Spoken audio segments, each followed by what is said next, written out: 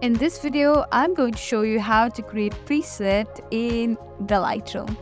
Let's dive right in. Let's tap into the app itself. You can choose any photo you'd like.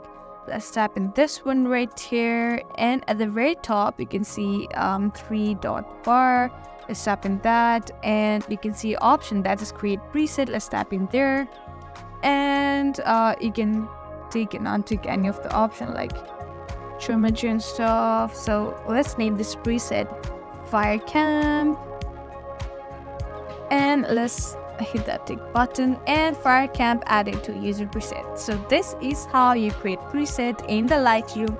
I hope this video was helpful. If so, don't forget to like, share and subscribe to our channel.